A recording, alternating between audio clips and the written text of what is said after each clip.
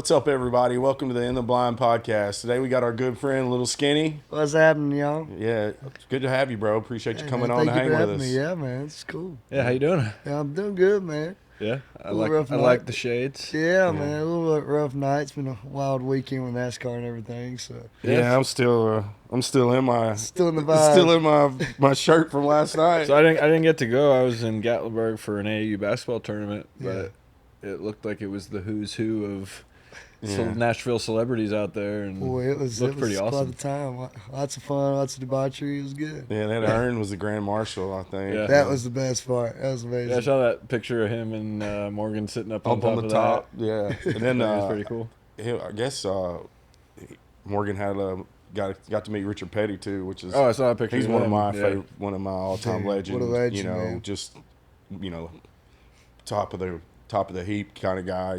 So that was probably cool for him. Yeah, I met him when I was a kid. I love Kyle Petty in the Mellow Yellow car back then. Right. My grandfather was a chaplain for NASCAR because I grew up in Charlotte, so Kannapolis, Concord's right there. And it was, I don't know, I just have so many crazy memories of NASCAR and going to races. And I haven't been in years, but it's one of my favorite things to do. There's nothing like it. Hell no, good reason to act like a redneck.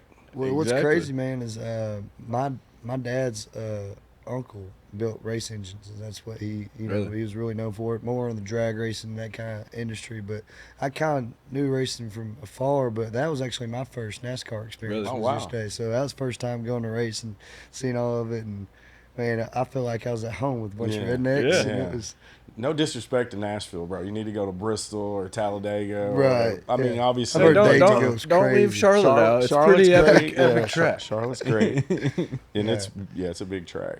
I heard Dayton they all goes live there, crazy. so- Yeah, Yeah. heck yeah. Hey, come on. Well, man, I know you're an Arkansas boy. Yeah, man. I'm originally from Nashville, Arkansas. That's interesting. I And didn't know that. And then when I was 15, I moved to Murfreesboro, Arkansas. That's and then, crazy. And then I moved here. So yeah, man, I've A little smaller Nashville, maybe. yeah, I guess it was meant to be. Nashville, Arkansas is about 4,000 people, and Murfreesboro, Arkansas is about 1,600. Oh, And wow. so yeah, there's not a stoplight in the whole county. About 45 minutes to the closest liquor store. I mean, Wow. Is it dry? So it's still dry still counties dry all around. It's county, like yeah. 2 or 3 dry I grew up counties. the county I grew up in here in Tennessee was dry. We had to drive out of county to go get our booze from, to take somebody's older brother to the next county over Oh, yeah. and get our booze in high It's school. funny is on the way to the liquor store, I always see like 2 or 3 trucks in a ditch or something all the way up through there. It's just like people just coming back, don't make it home. Hell yeah. It's just kind of how the way it was. It's a different way of life than little Dude. towns, man. It's so different. Murfreesboro, Arkansas is about really small. Like I said, there's not even a red light. It's all 4-way stop signs.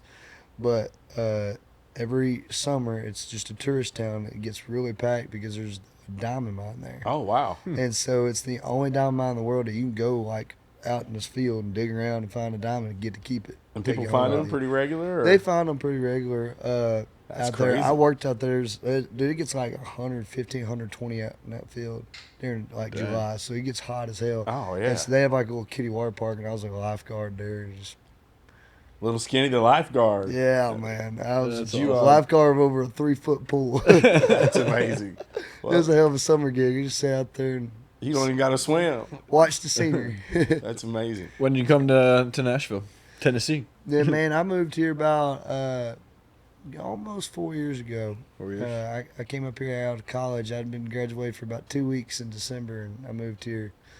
And I've been wanting to come here since I was 17, 18, but I made a pact with my parents to finish college. And, That's cool. they said they would support me financially and everything if I would go to college and get my degree. So got that degree, said, all right, moving to Nashville. That's I'm awesome. going to go do this thing. So. Was always kind of your goal to be in music, or Yeah, man. So I tell people this all the time. I've said this story on a lot of podcasts, but when I was 15, I thought I was going to be a Methodist preacher and raise hound dogs the rest of my life. That was my goal. Really? That's all I wanted to do. I was going to stay right there at Lake Washita, around Hot Springs, where I want to build a house, old cabin up there, and that was my goal. Well, shit kind of changed from that, and we had moved from Nashville to Murfreesboro, Arkansas, and we got this place. It's like 60 acres, about 4-acre pond, and I didn't have a boat to fish this pond, and I was looking around for it. And Old Man Epperson had a flat bottom boat for sale for $300. And I went to my parents and said, hey, can I get this boat? And they're like, no, you're 15. You can go work for it. We ain't giving you $300. So I'm like, damn it. There you go. Find some money. So I'm trying to find the quickest get rich quick scheme, you know, I can, you know, get to get this boat. So I go looking around, and I've been playing guitar for about 5 months and singing. And I went looking around over in Hope, Arkansas. They have a watermelon festival every year. And they had a talent show called Watermelon Idol. And the cash prize, if you won it, was $300. So I was like, man, I'm going to go over to this talent show to try to, you know, get this flat bottom boat.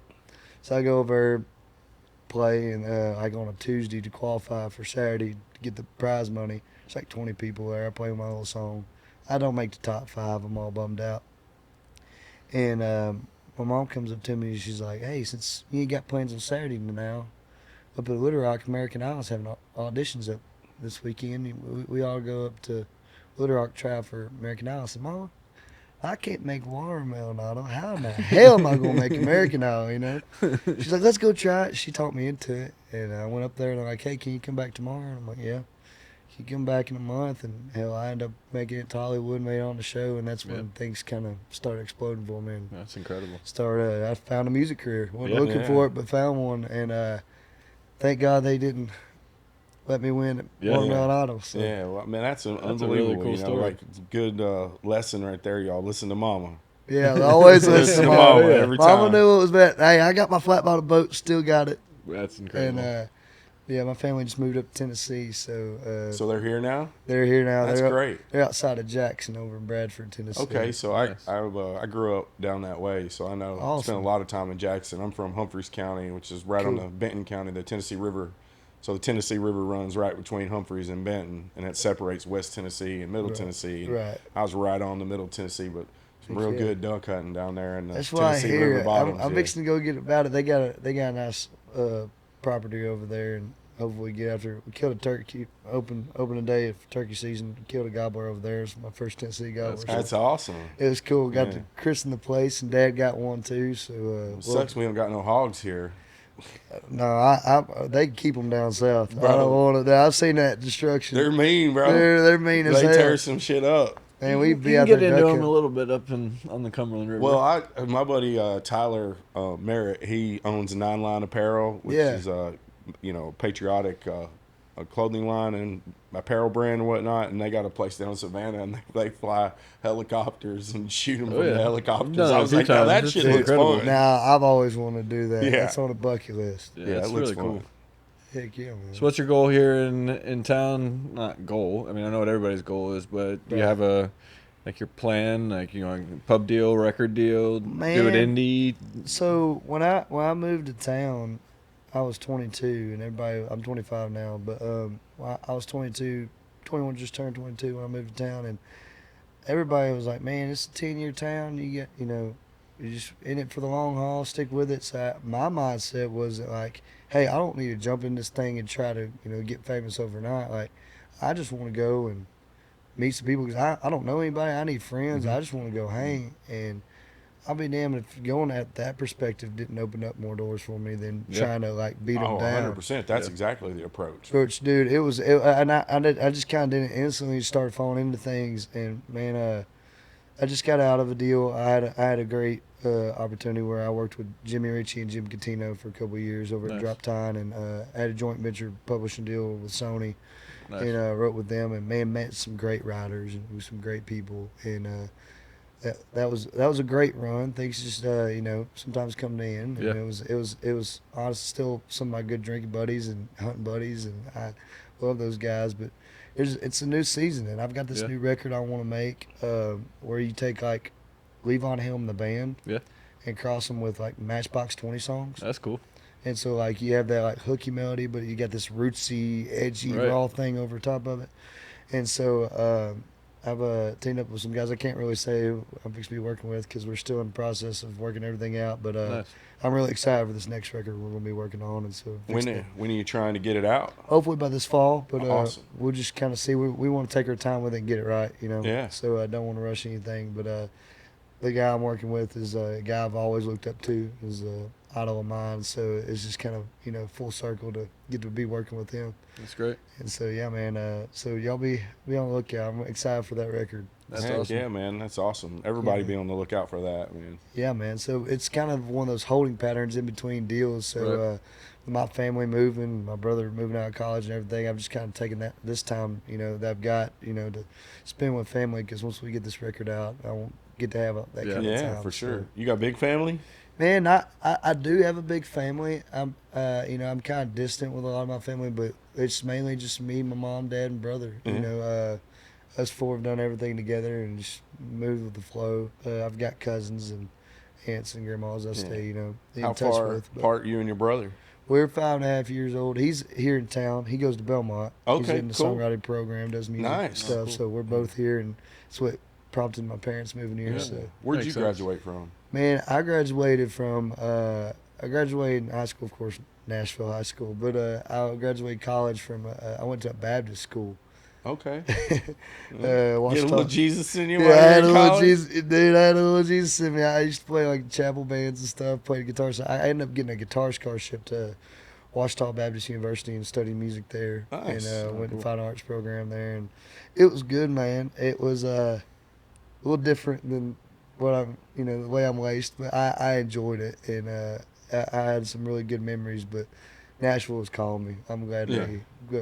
I could tell this is home. So, Absolutely. That's awesome. I feel like I think I met you probably 4 years ago. I think at Kevin and Darren's place, Country Rebels, little ranch oh, out dude, there. yeah, when we had the crawfish bowl, Yeah, I yeah. forgot about that, dude. Yeah, What a because I think time. my kids were swimming in the pool. Steven's kids were in the pool. I came out like- there with Aaron Lewis. Yeah.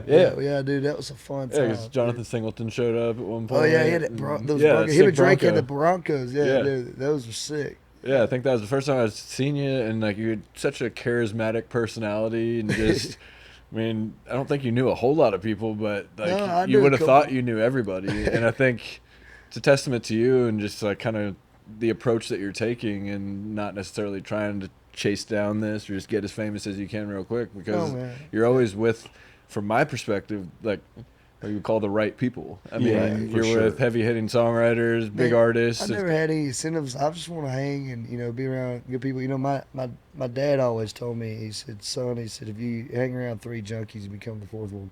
He said, "If you hang around three successful people, you become the fourth one." Yeah, like my dad had something similar. He always said you're the sum of the 5 closest people Yeah. around you. He's like, so if you look around and you got a bunch of fucking turd heads There he around is, you, yeah. you're a turd head. 100%. So, like, I've never been, chasing be around people, for clout or fame or anything like that. I just want to be around people that I want to be like, or I want to, Yeah. strive to, be successful like. And so, man, I've been blessed. I've had a buddy one time tell me, he said, man, I'm going to start calling you Skinny Gump. You're like Forrest Gump. He's like, you just walk anything. You be like, walk in, like, man, I had to go to the White House again. Like, Yeah, that's amazing. So- I think from knowing you over the last several years, and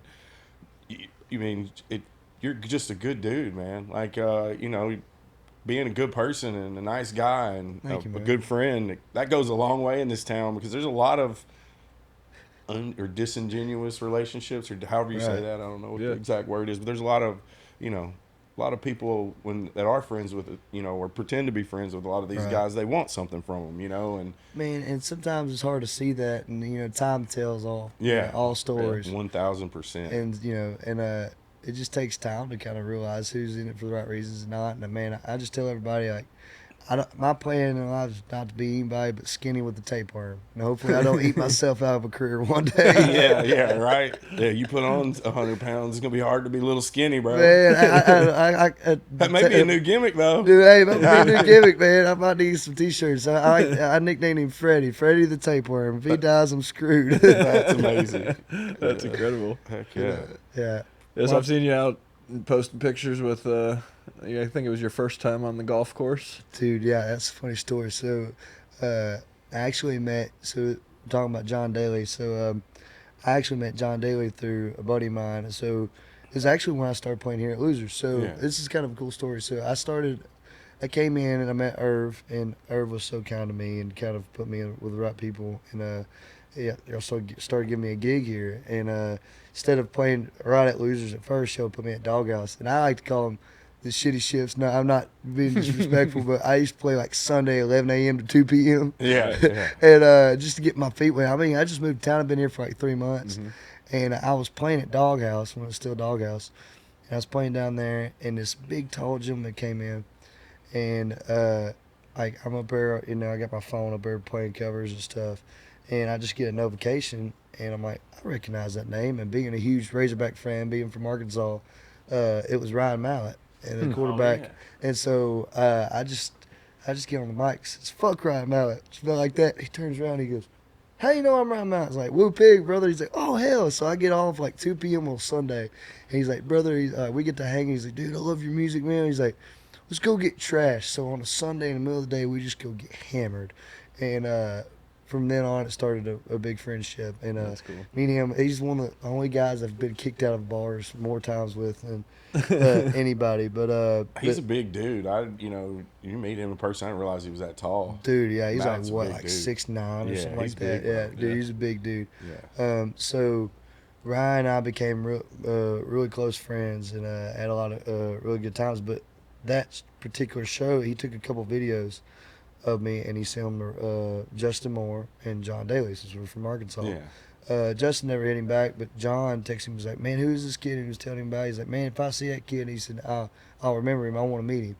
Well, 2 or 3 months flies by, and I'm playing here at Losers, and I'm up on stage, and John comes in, and he walks up and goes, "Hey," I mean, hammered off his ass, goes, "You're the kid that Ryan Mallett sent me the video of." Like, this has been 3 months, and he is hammered like 2 a.m. just sharp as a tack. And I'm like, okay, that's pretty, He's pretty cool. very high functioning. He's a very high function. Dude, you can't get nothing by him. No, Like, you can't. he'll call you out if you try to make up a story of something. He's like, "That's bullshit." I was like, okay. He knows. Yeah. He's got you. But no, man. And then John, he's called me his son ever since. It's been like family.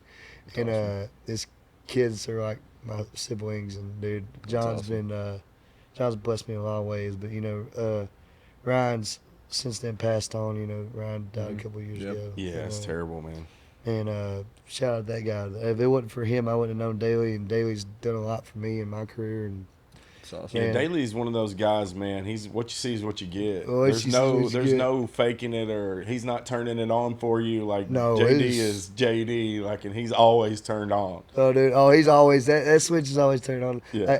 I call him Pops. He calls me son all the time. I'll be like, "Hey, Pops, how long you been up?" He says, "Well, I've been trucking for about 100 hours now." Dude, it's just nothing but Unreal. drinking. Yeah, And dude, he's built different. I would say he's Yeah, built he's different. And one thing I love about him is his undeniable passion for music. I mean, Dude, Oh, he he loves it. it. I Hates just golf, thought maybe loves he just music. liked Yeah. the people or Exactly. what, but he loves the artistry and the writing, and he's an artist in his own right and what he's doing. I mean, it's fun to watch and just to see how passionate he is about the culture in this town and how he's become such a part of it. Yeah. I mean, he's such a legendary guy, but it's just one of the boys most of the time. It seems like He's always and that's how he the prefers homie. it. Yeah, dude, that's what he wants. Man, he's like, man, just if you can hang. If you can't, go on. It's like Yeah. that's what I love about JD. And circle back about going out with him the first time playing golf. So he called me up. He goes, "Hey, come up here to Old Hickory." I was like, "Where is that?" He's like, "Look it up." He's like, "We're up here at Old Hickory Country Club. Come up there and hang." I was like, "All right." It's him and Aaron Lewis and Yo Wolf and a bunch of people. And I was like, "Cool." Well, I'd never been on a golf course. I mean, I grew up in the woods, like just doing different things, and so I didn't know really much about that life. And I looked it up, and I was like, "Oh, I live 6 minutes from this place." Okay, so I pull up. I'm in blue jeans, camo Reeboks, a camo shirt, and a camo hat, and I walk out there on this golf course, and we just get absolutely trashed. And I'm riding around with John, and we're going in his cowboy cart that goes like 50 miles an Oh, hour. it hauls We're, ass. dude, we're jumping sand dunes, driving on tee boxes, and I'm like, this dude is wild. Like, holy shit. Yeah, he don't give any fucks. Dude, he don't give He's a probably single fuck. barefoot half the But round. no, I didn't have. Everybody's like, "So, have you ever been on a golf course like this?" It's like, I've never been on a golf course. Period. Much less it's just like as a deer hunter, it's like killing your 200-inch buck the first time you go Right, out. yeah. To get to experience that with Oh, for sure. with There are Daly. people that Probably not cut off a hand, but they give a body part up to play golf with him. Right, 100%, man. I mean, it just and I've gotten to do it several times. There's a lot of people that believe he's probably the most talented golfer that's ever lived. Dude, I've never seen somebody be so natural at something. Yeah, it's unbelievable. It's unbelievable. I had the privilege of going out with them a couple times with Steve Ford, the owner of Losers. Yeah, and, I love Steve. They're really tight as well. And, I think the day we went out with them, he played about half the round on the phone, hitting shots with one hand. He shot 65. I was like, dude, I hate you. I was like, I've been playing for 25 years, and I don't, like, I just can't even fathom what I just witnessed. One of the most impressive things with him was his partner had canceled on a scramble we were playing, and he was like, son, get in, you're getting lessons today. And I hop in the cart with him. And one of the impressive things I saw was he goes up the tee box and he looks down and he don't ever look up and he don't ever look out like after his swing or anything. He looks down and swings and goes about 10 yards short and walks off and doesn't even look where the ball goes, and it goes about 10, 15 yards short. And I'm like, that is so impressive to me, that just knowing by his swing and what he done, how far it was going. Like that's talent. I don't care who you are. That's wild. Yeah, those guys are unbelievable. I think it was Scotty Scheffler, who's obviously #1 golfer in the world right now. Of course. Listening to him talk about, he was hitting iron shots, and he said, I hit that one a groove too low. Mm-hmm. And I'm like, what, a groove too low? I'm like, bro, I'm just trying to hit the face. Right. Yeah. I'm just trying to go straight. Yeah, you know and this dude is literally talking about hitting it on the right, groove on the face of the golf club. I mean, it's next level talent. Yeah, those guys are unbelievable. But JD, there's a bunch of cool stories about him and Tiger and stuff, and just that, it's like you said, he loves music and hates golf. I think if it was the other way around, he'd have probably broke Jack's record and won more majors than the greatest golfer man. of all time, because it's so natural. The ability was always there. It's just JD didn't really give a shit too much about golf. Right, man. And I love seeing his passion for music.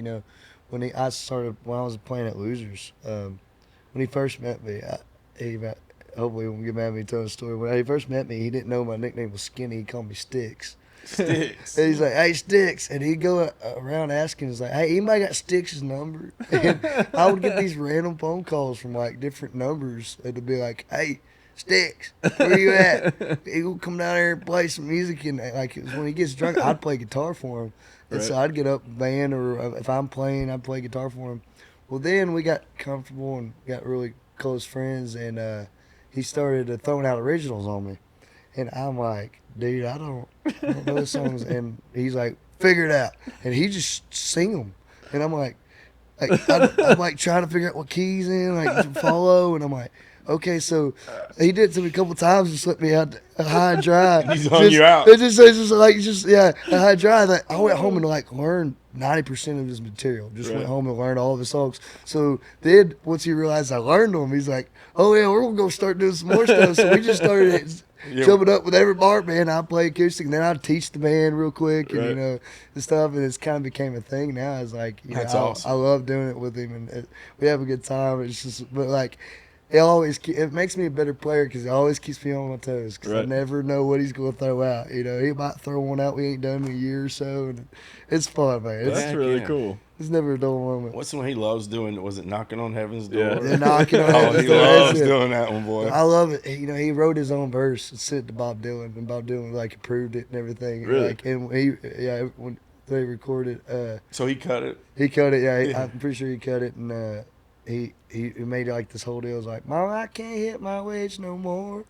It's really hard to score. I haven't made a cut in weeks, so have mercy on me now. Go and let me hear you. And he goes screaming and everything. Awesome. He's knocking on heaven's door. I was like, oh, that's awesome. Heck yeah. If he hadn't been a golfer, he could have been an entertainer. The guy's just so captivating. Yeah, awesome.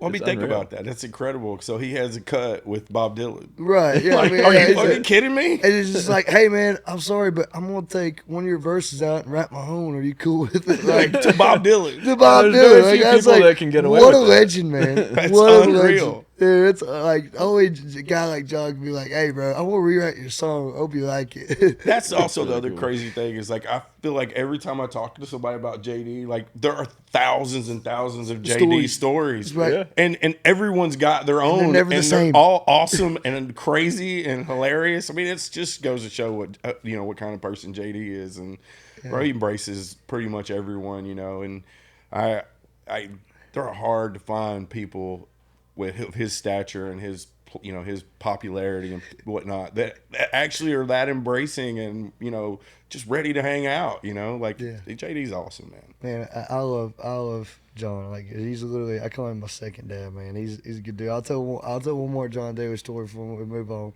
because I just thought of it. But it was my birthday and I was down. I had a girl down at this time down in Gainesville, Florida, and I went down there for my birthday, spent some time with her.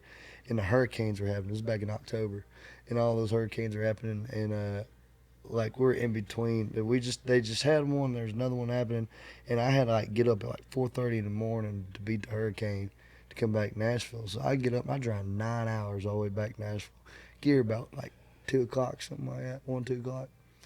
And I get a call from John. This is the day after my birthday, and he calls me. He goes, "Son, it was your birthday yesterday and you didn't tell me?" I was like, "Yes, sir."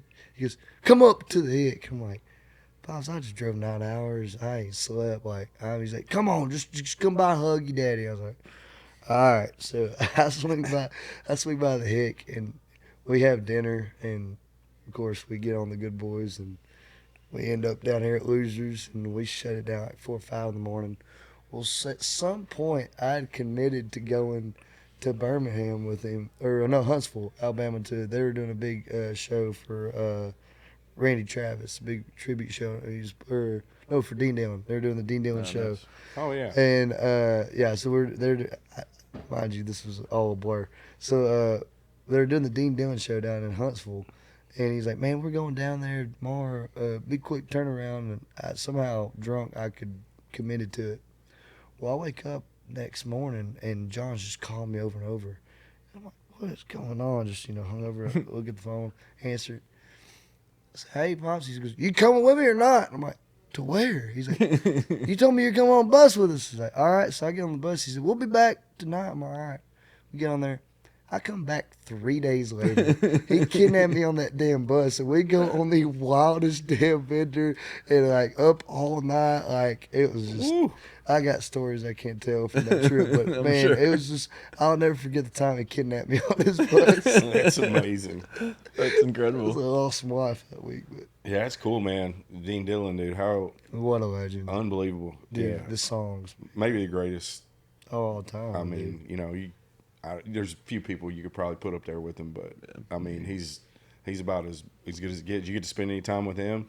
Man, I got to shake his hand and, yeah. just pay my respects, but didn't, I'm not one of those guys bothered, but. Yeah, for sure. But no, man, he was, like, it was just cool getting to see that, because, like, when I was in college, I would sit at home, and that's what's cool about Nashville, and, like, I get kind of giddy about it, because a lot of people wouldn't get it because it's the songwriters, it's not the artists that everybody sees, but, like, I used to sit and back when, I don't know if you remember when the Bluebird had like a little TV show, and they used to film rounds and put them out. Like, I found a bunch of them on YouTube, and I would go like in college and watch, and I had like all these songwriters I was huge fans of, and like I would just sit back and watch like, Rivers Rutherford and Wendell Mobley and Neil Thrasher and guys like Dean and like all these guys that Delbert McClinton, and a bunch of songs that they didn't know he wrote, and like I just idolized the songwriters. So like it was really cool to me like see stuff like that, and then guys like Rivers that like mentor me in songwriting and stuff, and Jeffrey Steele's been a good mentor of mine, and like it's kind of cool to be able to work with my heroes and be around those guys. I was at a writers round and got to meet Wendell Mobley, and dude, I was a big Rascal Flatts. I love all their music growing up and whatnot. His version of I Melt is so that's what I was about to say. If you listen to not Dean Dillon, but if you listen to Wendell Mobley sing all those songs, no disrespect to dude, he could have been. He's one of the best singers out there. I mean, Neil Thrasher's another one. Unbelievable. I was with them two together. Is like two of the best voices in town. In my opinion, I was with Taylor Phillips that night, who's also another great songwriter. Love that guy. Shout out Taylor. He was it was kind of cool to see Taylor kind of idolized Wendell as well, you know, and Taylor's, you know, got, I don't know, probably 14 or 15 number ones himself. And to, you know, see him kind of a little bit starstruck.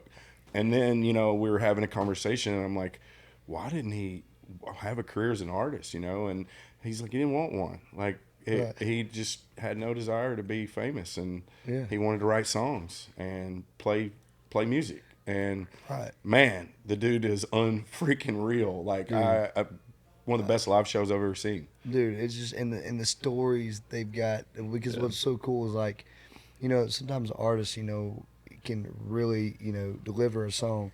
But when you can get a songwriter that can really deliver a song like that and then tell the story behind it, dude, it's just like the best experience. And that's like another one that I was the privilege to know a little bit with Den Lindy. And, you know, Den is like Goodbye Earl and Calling Baton Rouge and Hunk of Burning Love, I think he wrote for Elvis. The whole Lindyville concept is just insane. You know, you know, learning about that, you know, I was like, man, Den's mind was just different, you know, like he basically created a world that he wrote his songs about, you know, and the characters crossed over songs and, you know, like that guy could have been a novelist. He could have wrote, you know, incredible books. Like, I feel like, you know, it's just the level of talent, the talent it takes to be a songwriter. I've said this because I grew up in this town a long time, and I've seen so many artists come through and come, you know, and my wife's obviously an artist and a songwriter, and I've told her this, you know, good singers are a dime a dozen in this town. You turn around, there's good singers everywhere, but the people who can create and write, and those people are hard to find. Yeah, man, I was talking to my dad about this, you know, before I came in, and we were talking about, you know, you can be the greatest player in the world or the greatest, you know, vocalist in the world, and you'll have a job and you'll do very successful things, but if you ain't got the songs to go with it, songs are where it's at. You know, that songs is what launches careers. And that's what people relate to. That's what, you know, reaches people. I mean, it's all about the songs, man. It really is. Yeah, funny story about Neil Thrasher and Wendell Mobley. It's like we used to get pitched their songs in pitch meetings all the time, like especially when we were on RCA and Sony. Yeah. Jim Catino would pitch us the songs. Jimmy C. Yeah. You know, we'd go in there, see if it's something we'd want to cut. And I remember you'd hear one work tape.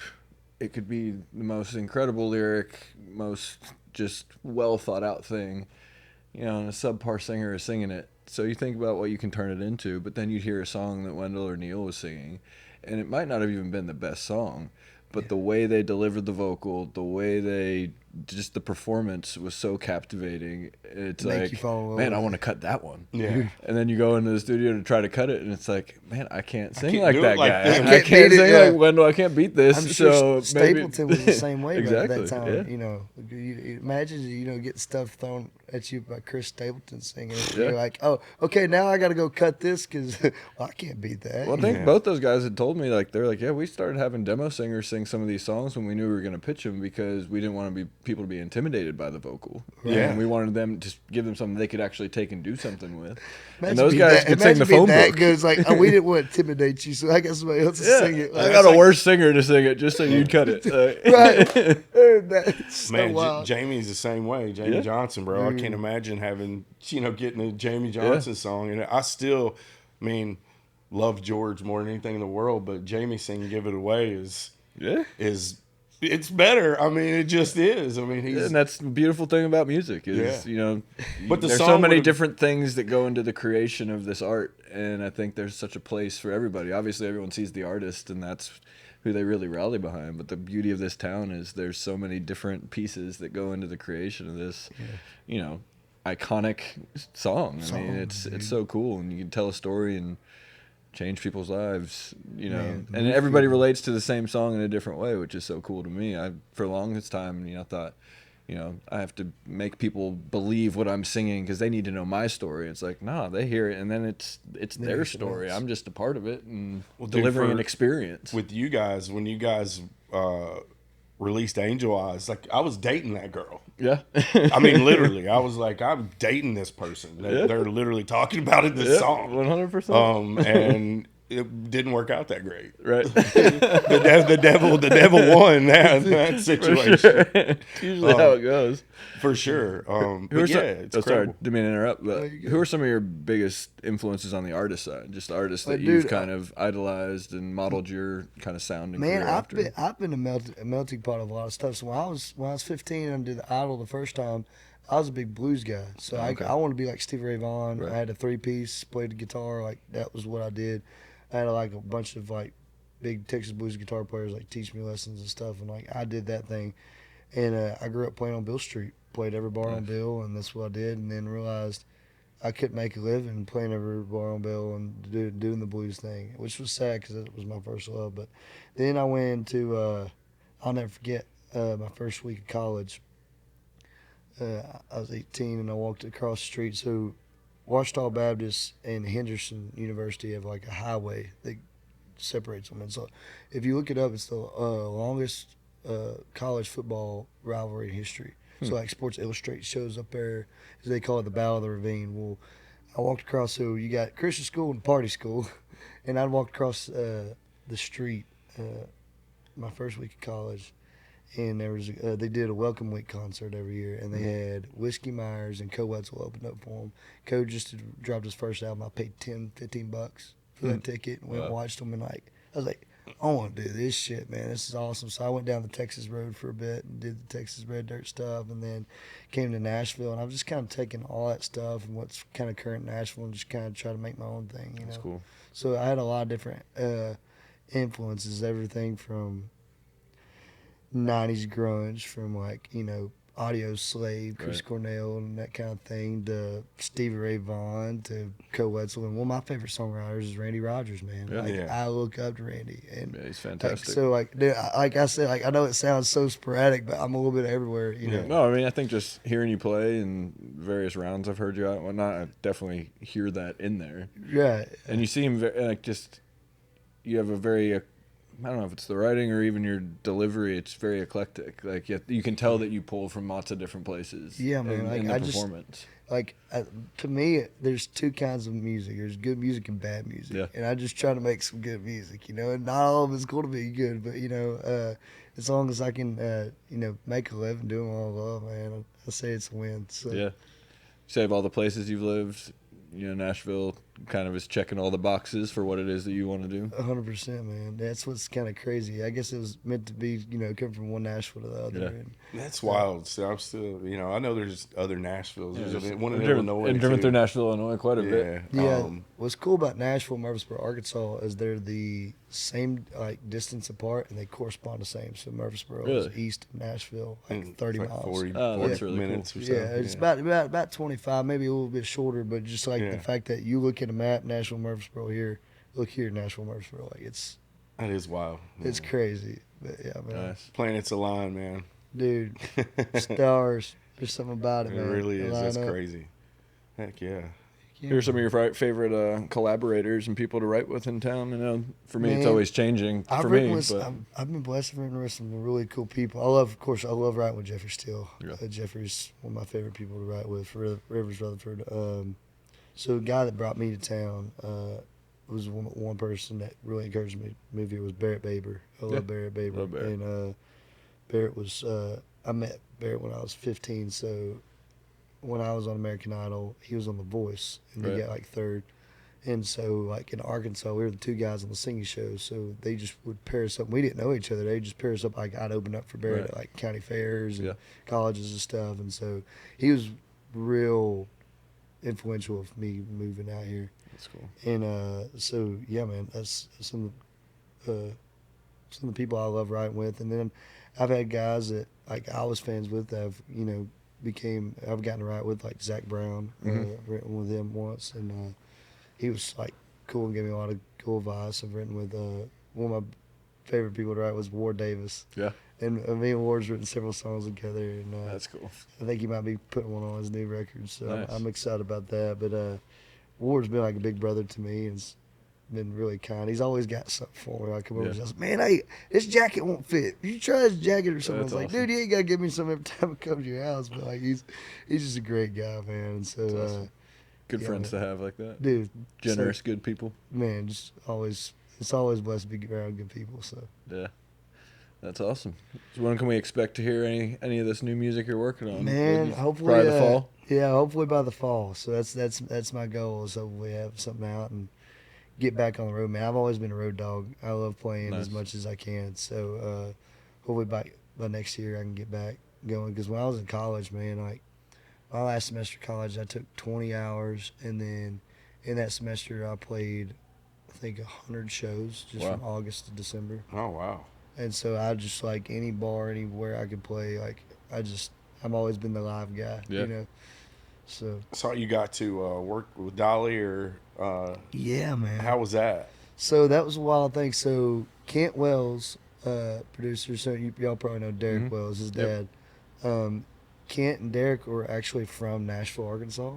Oh wow. And so the kid's actually from Ashtown, but like Derek, like when he was a kid, like lived in Nashville, Arkansas for a while. And so when I was in Nashville, the small one, I'd be around and like, hey, I'm thinking about doing music. Well, if you're gonna make it in the music business, you need to holler at Kent Wells. He's doing it up there with Dolly Parton and everything, and he was producing the records, and he played guitar for like Reba and Keith Whitley and everything. And so everybody always told me that. It's finally somebody that knew him from back home gave me his number, and I reached out to him. He was like, yeah, man, come up to Nashville, see me. So I came up here and started hanging with him, and we did a record, and it was a cool record, but I ended up kind of shelving it because it like showed my youth a lot. And then by the time I was ready to put out that record, it'd been a year or two, and I'd already had some better songs and stuff, and I was like, man, I really rather put these out, and these just kind of are not as good as these, and so I just ended up never putting the record out. But I always loved working with Kent, and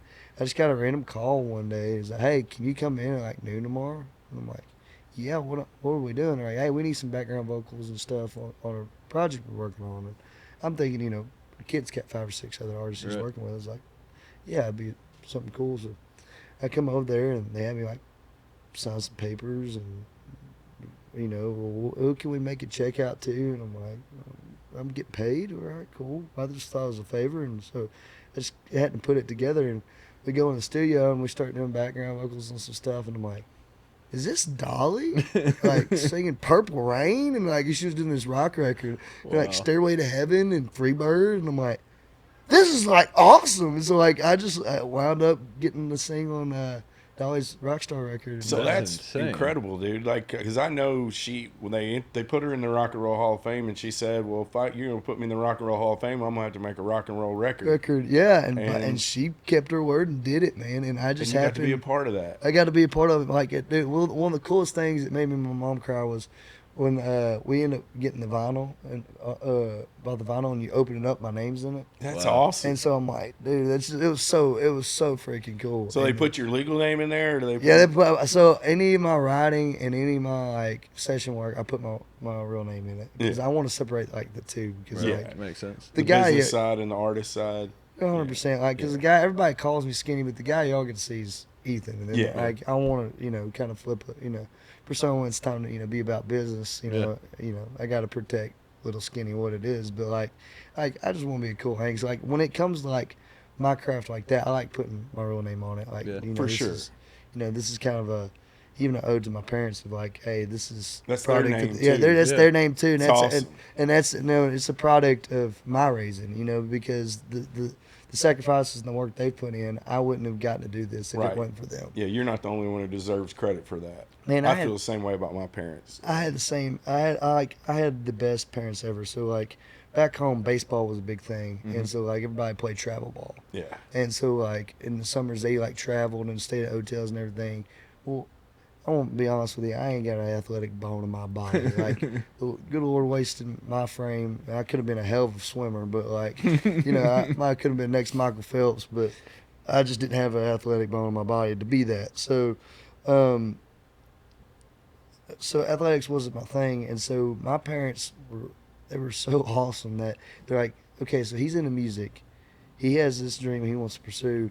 Let's treat it like all these parents are with travel ball. Let's take our kids. If he wants to go take lessons from this guy 3 hours from here, if he wants to go play this show 5 hours from here, we're going to hop up, and that's what we're going to do. That's what we're going to spend our weekends doing.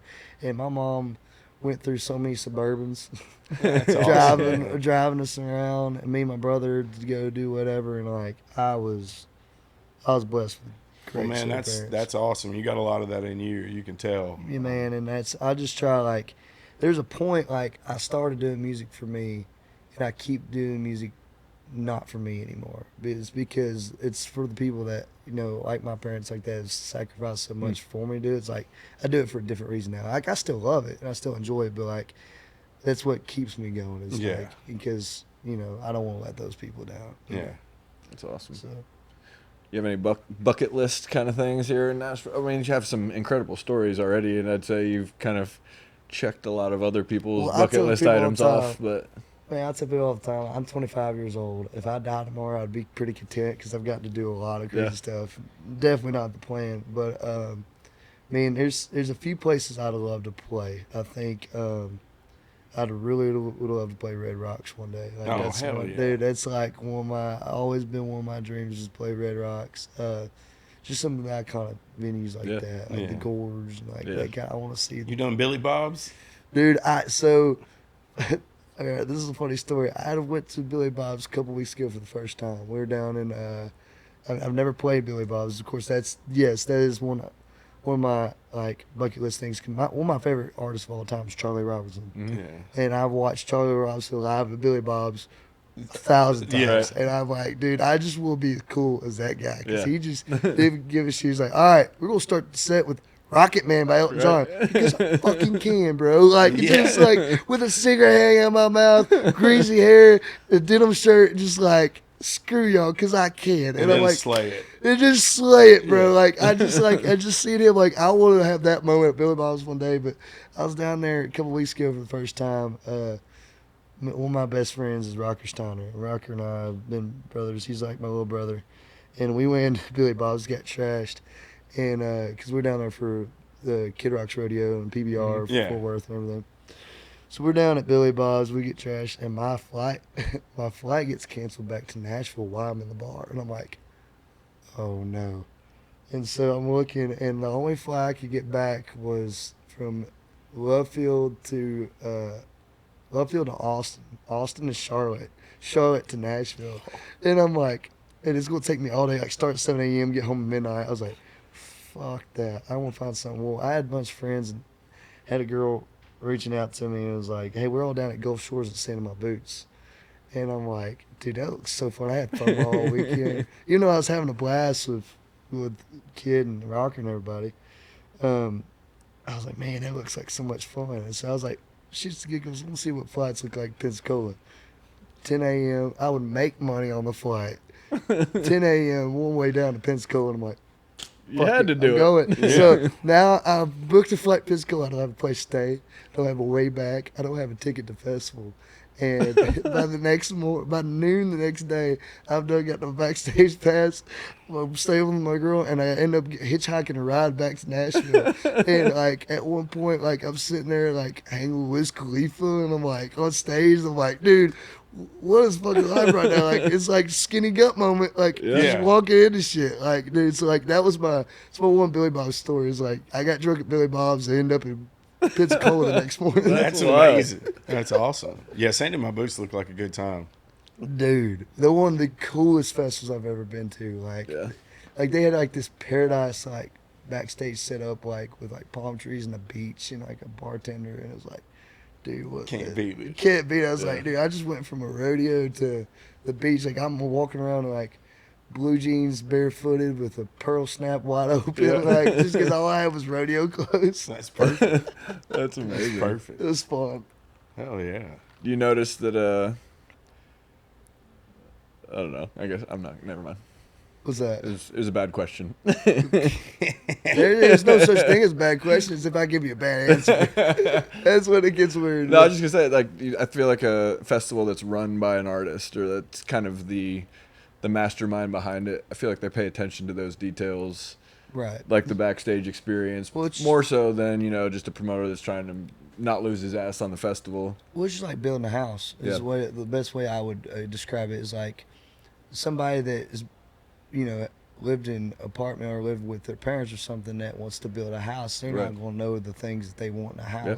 So, like, if you get somebody that's lived shitty for 10, 15, 20 years, they're going to know what they want in a house when they build it, you know. So I feel like that's kind of... And he has the luxury of playing probably every major festival, you know, in the country over the last 15 years. So yeah, his team knows what works and what he can pull all the good stuff and eliminate the bad. And you know, they took over Hangout Fest too. Yep. So Hangout Fest was established, so the grounds were already kind of built for a festival, which kind of helped too. So it was kind of easy for them. And I've always heard that Hangout's one of the best festivals in any format just to go to, and just the experience is unreal. That was like the first time I've ever been down there. So what I loved about it was, you know, they had 2 stages that book in, you know, the festival. And what was cool was they had, like, when we were hanging out back there, like, they had rangers, like a taxi service, like, that would run you down the beach. So against the water. Cool. So, like, if you want to go watch somebody, like, so, like, we watched Bailey Zimmerman, then Wiz Khalifa, and then it was Morgan Wallen. So, like, we took the Rangers and went down the beach from Bailey to see Wiz, and Wiz back to see Morgan. It's awesome. Like, absolutely incredible. That's awesome. And it was cool to see Morgan in his prime, too, you know. Like, first show doing the new songs and stuff. And it looked incredible. It was, you know, I don't oftentimes see a festival and like, man, I wish I could have gone to that. I played thousands of them. But that's one of those that you're like, man, I would have liked to experience that. I can't imagine, like, be a fly on the wall. You're right, of course. Like, with the things that you've done, I imagine, like, a music festival is the last thing you would probably want to go to. But that one was pretty wild. I feel like I'll tell my grandkids about one day. So. Yeah, no, I mean, my sons, both of them, were like watching videos from it, and like, man, Dad, it'd be so cool to get to go to something like that. I'm like, it's cool a few times. Yeah, right. Be careful what you wish for. Exactly. I've always been told. It turns into work really quick. And he's a really good singer, guitar player. I'm like, you don't have to go to those festivals. You might be able to play them one day. Then you'll have a little bit different perspective. But to see him be such a fan and want to go experience that, I mean, I remember going to only a few festivals as a kid and just imagining what it's like to play on that kind of stage and have people singing your songs back to you. I mean, for a kid to have that kind of dream and then for that to come to fruition, it's a pretty cool thing. I mean, I got to experience it, so I'd love for him to be able to experience that. And I mean, you know, it's an incredible feeling. There's nothing quite like it. There's nothing like it, man. Like, what I've kind of, the mindset I've tried to keep is, you know, I never want to be a gurn, but I always want to stay a fan, you know, because that's why I loved music, because I was a fan first. Like, I got to go see AC/DC the other night, and it was incredible because, like, I'll show you all when we get off the podcast, but I have a picture of me, like, dressing up like Angus Young, like, walking around the house doing the whole, you know. That's cool. The walk and everything. Dude, so, that's my favorite rock band of all time. Dude, there's nothing better. Athlete, and my playlist before baseball games and football games was literally all AC/DC. And I mean, if you want to get fired up, I think I saw them when I was like 16 at Starwood, the outdoor amphitheater that used to be open out there off Old Hickory Boulevard. And I'll never forget, man, he came out on stage, and this is going to be a terrible impression, but he's like, "Are you guys ready to party?" And like everybody just went ballistic, and I was like, "No, this is gonna be a fucking party." But dude, and it was so much fun. Y'all ready for some rock and roll? I mean, it's crazy. I was like, I don't know how he can even sing all night like that, dude. Like, it's outrageous. They struggled a little bit, but hell, I would too. You know, like, no, they're old. They're old, bro. They're like in their 70s. Those were hard to sing back then. Yeah, dude. And what's incredible about it too is, like, that is the loudest concert I've ever been to in my entire life, bro. Yeah. Like, we left like a couple songs before, because like that night it was like AC/DC, because they weren't supposed to play that night because it got rained out the night before and they pushed it. So it ended up being Ascend was sold out, Nissan was sold out, Ryman was sold out, and Bridgestone was sold out. And so, like, they're all about to let out at the same time. It's so, time like, to go. Yeah, so, like, so you know how that is. It's like, we got to get You're going to be trapped. We're going to be trapped. So, like, the last two songs, we decided to slip out. Well, we're on the pedestrian bridge, and I can hear it comfortably and clear as day on the pedestrian bridge to Nissan. And I'm like, that's fucking loud. No So you wonder. didn't even miss the 2 songs. So I didn't even miss the 2 songs. I heard them all the way out of there. I was like, dude, I got the whole show. And I can probably see the screen from see, the bridge, I can see the screen still. I was like, bro, and like there's people lined up on a pedestrian bridge, like watching, and I'm like, show, y'all got one of the best seats in the house, bro, because like your ears ain't bleeding. I'm like, yeah. Yeah, I've always it's a wondered loud show. Those old rock guys like that, like how they can still do it after all these years. Like, I mean, they got to be deaf. I mean, yeah, at least close. Dude, yeah, no wonder them fuckers are deaf. Like, dude, like I think like they said Brian Johnson's got like 90% hearing loss or something like that. Like, dude, it's incredible. Yeah. They can still go out there and rip it like that. It's wild, and it still sounds good too. I mean, for the most part, I'd say.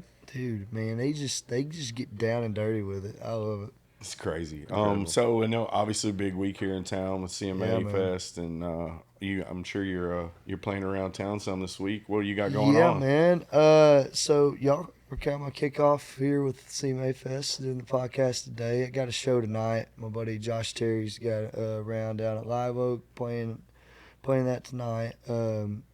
I've got a bunch of stuff, outside of kind of CMA Fest going on. So a bunch of people coming to town. So I work with a company on the side. The reason why I was at the rodeo in Fort Worth, I work with Ag Gear. So we're like Pearl Snap, Western apparel company. And we're having a golf tournament Wednesday with Pat Spinoza and like farmer guys. So we're hosting that Wednesday. And so we got a golf tournament Wednesday, playing another songwriter around Wednesday night. And then the weekend's just a bunch of shows and just staying after it. I'm actually signing at Fanfare for the first time, so cool. Nice. That'll be fun. I'm looking forward to that. What booth you doing that at? Folks. I'm doing Nashville Universe booth Thursday and then Creative Ed Saturday. Nice, so. Nice. That's awesome. Yeah, love Creative Eds, dude. And those guys do a lot of good, man. Richard and those guys are incredible. It's one of the best programs I think out there. I don't think people realize how much our veterans are neglected and how effective art therapy. I mean, we've written tons and tons of songs with those guys and with different vets, but a couple of them were just life-changing experiences for me, and the guys thanking me afterwards, like, thank you for helping me get my story out and everything. And for those who don't know what Creative Vets is, they basically treat veterans and people, their family members that are victims of PTSD, and I mean, I've seen it bring families back together. I've seen it bring healing to, wives that have lost their husbands to suicide and a bunch of other stuff. And it's really just such an incredible organization, and the people that run it are incredible. So shout out to Creative Vets. Yeah, shout out to Creative Vets. Big shout out, man. It's a beautiful thing to watch, and I've been blessed to be a part of it. I didn't have anybody that was a veteran in my family, so I didn't really know anything about it. But I played one of Daly's like Purple Heart events 2 or 3 years ago, and I've just kind of made that a priority, is like to give back to those guys, because man, that sacrifice is crazy, and their families too. Yeah, it's tough, man. We got a pretty cool thing coming up in June. My mother-in-law, her father was fought in World War II, and he was at Normandy, and he's passed, but he's been posthumously awarded the Congressional Medal of Honor. And so they're going in June to the Capitol. We got an email from Mike Johnson, and that's cool. He's going to be, her family is going to be presented with the Congressional Medal of Honor. Dude, and just awesome. Knowing like how she feels about her dad and not having him, it's tough.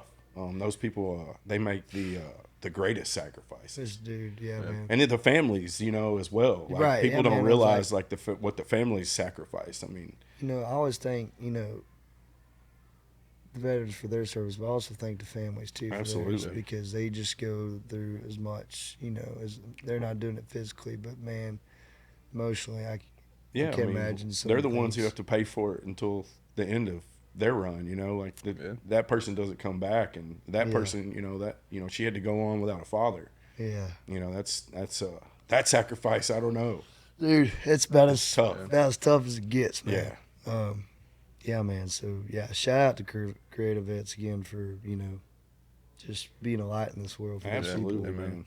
We need to do a lot more to take care of the vets, man. That's every time and obviously I realize that some of these homeless guys probably put that they're a homeless vet on their sign, But man, every time I drive by one, and it says that, it makes me sick at my stomach. And maybe it's bad. Those are the only ones I give money to. Like I will pretty much every time roll my window down and give them money if it's a vet, you know, because it's just like these guys should not be out here, man. Like we should do better for them. We owe that to them. I feel like as members of society, and and as patriots of this country, man. Absolutely, it's the greatest country ever. Seems like there's some legislation and some executive orders that have come down that are I think the purpose is to try to take care of the veterans and look out for them better than they've been looked out for in a long time. Yeah, and the VA's just a broken institution. I think people are he wants to get rid of it. Like, I don't think so at all. And I think he just wants to make it run more efficiently and actually take care of the people that need it. And I'm hoping that continues to happen, just because I've got so many friends that deal with serious mental issues because of their time overseas, and I think I'd love to see my friends be taken care of. Absolutely, man. Not man. Feeling like they're banging their head against the wall just to try to get some treatment. So I think one of my best friends from high school, I talked to him recently. He was in the Army for 12 years. His first unit that he was in, I think he's telling me something. There's like 60-something guys, and 27 of them committed suicide. Wow. I'm like, bro, that's half. Yeah. That's outrageous. Yeah. Like, I can't even imagine, and we've talked a little bit about, ayahuasca and stuff, and that's what he's into now. He's taking people on ayahuasca retreats and trying to cure them of their PTSD. And, he said at this point in my life, he's like, my goal is just to save some of my brothers. Yeah. And I'm like, bro, that's a great mission. That's a great mission. Yeah. But that's the world we live in. I don't think it's a party issue either. Yeah. They may try to make it a party issue, but I think both sides should want to protect our military. Yeah.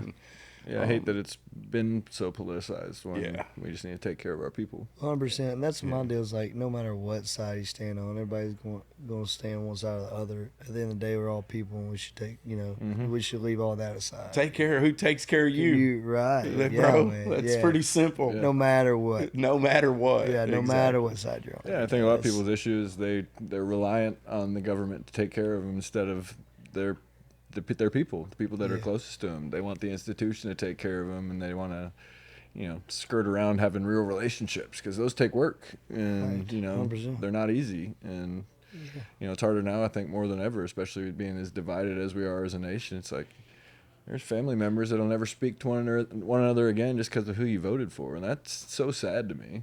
And I hope that as a nation we can try to get past that. I doubt it's really gonna be as easy as we think. It's easier said than done, for sure.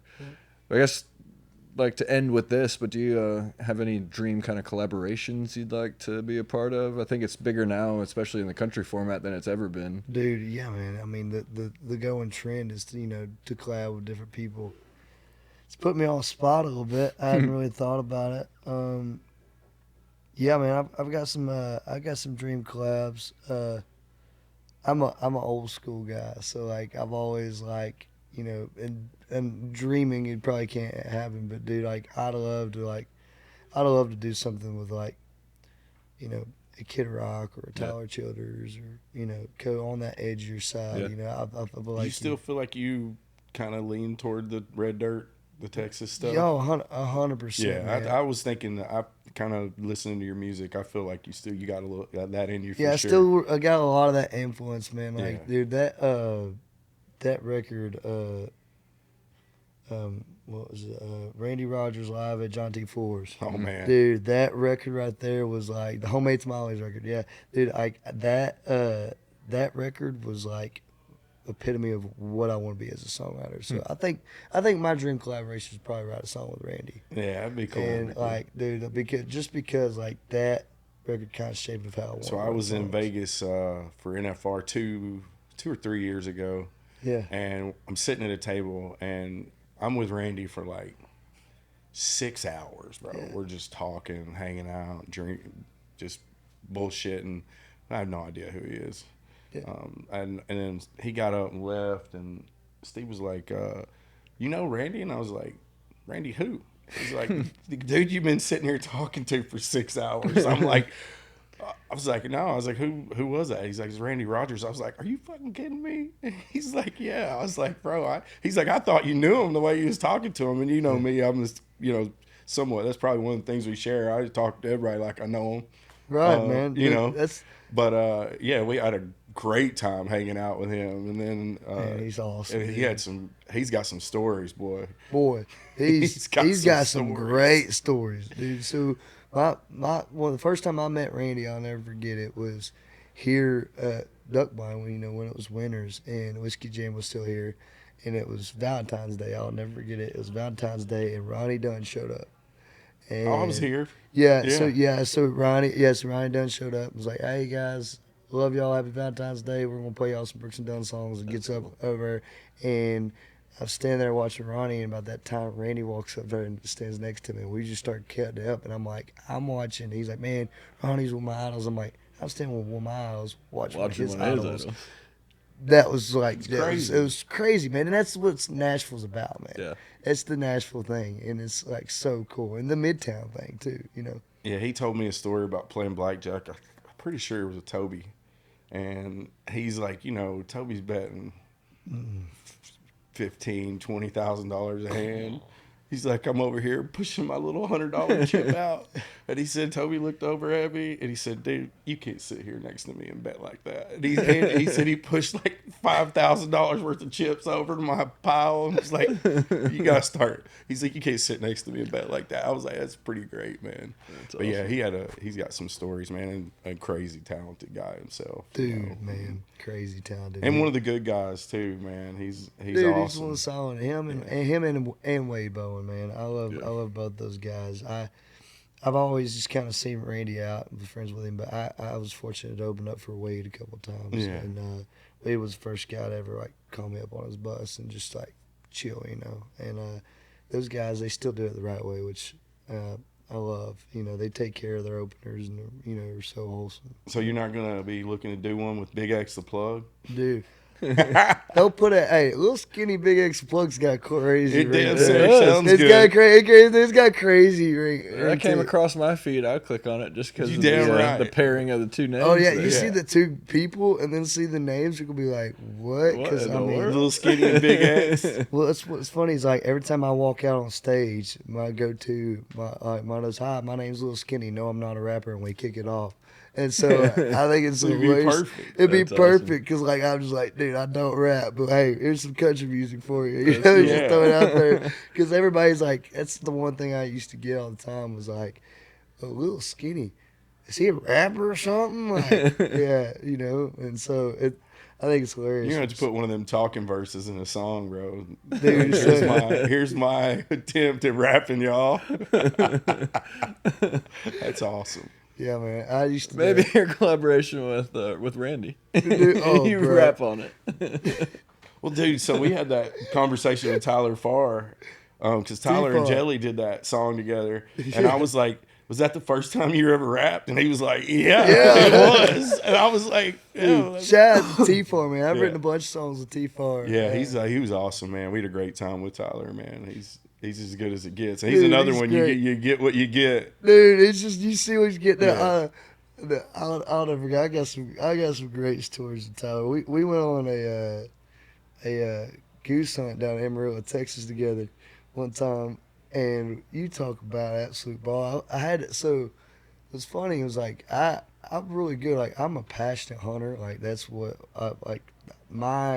I do music to fuel my hunting addiction. Like, that's cool. That's what I work towards because I absolutely love it. So like I take it seriously. So we're down there at Cadillac Creek in Amarillo. Shout out to my boy Toby Brolin down there, and he kept us up in the lodge and took care of us that weekend. Shit, I was supposed to be there that weekend. You with Dusty and everybody? Because Dustin. So he had Tay was. They didn't have any female riders, and me and him and Tay were talking. He's like, y'all should just come. He's like, you just hang out and hunt and. She can write. Nobody slept the entire week. I knew it. Dude, it was a straight party, bro. That's awesome. I should have came. It was so fun. Dude, we were going to these little, like in Amarillo, Texas, going to these little hole in walls. Like there's this one called the Pine Shed. Besides Losers, it's probably run up to like number 2 best dive bar in America. Like it was That's just, awesome. it was awesome. Like it had the chicken wire and like the old tin sides. Like dude, the pine shed was the shit. And so like we'd go to the pine shed every night, and just tear that bitch down. It was so fun. But every morning I would be I'd wake up like, so we had to be in the blind by like 6 a.m. Sometimes it'd take like 30, 40 minutes to get there. Yeah. Well, I'm up 4:35 in the morning, ready to go. If I get at least an hour, 2 hour nap, I'm good. So I'd get up 4 or 5 in the morning, and it's just dead silence in the whole lodge. And there's supposed to be 25 guys hunting. Nobody else is and awake. nobody else is awake. And I get out and I just start clapping my hands, start making noise. Get up! Every morning I couldn't get more than 10 guys to go hunting every morning. It would be a different set of 10 guys, but I couldn't get more than 10 guys up every morning. And you hunted every morning, I hunted every morning. That's awesome. I hunted every morning, but what I'm getting at was T-Fart. He had a little master bedroom upstairs. Me and Bryce and his camera guy go up there. I got a video of it. It's hilarious. We go up there and start knocking on the door. He had talked a lot of shit about, boys, y'all better get y'all's asses up in the morning. I will be up there before y'all. He ain't up yet. So he talked all that shit. So we go up there, go knocking on the door. He won't come to. Finally, we open up the door and we're like yelling at him and carrying on. And he's all of a sudden in the video, you see a boot come flying through the door. You start seeing the fucking like a lampshade come flying through the door, and he starts throwing a book comes flying through the door. He starts throwing shit. About that time, he comes out this door with like one of those little metal trash cans. It comes out and just like a banshee and jumps up and throws it at us like mid jump, just like that, and throws at us and falls and busts his ass right there on the floor. And I am like crying laughing. And I'm filming like trying to keep it together. I am crying laughing. And then about that time, Tyler gets up and he gives me this like, I'm going to kill you looking. I just shut off the camera. I'm like, all right, this is where I die right now. Because Tyler's pissed. We went hunting and killed a bunch of birds that morning, but That's awesome. Amazing. Yeah, it's one of my favorite He's got some stories. good stories from his hunting.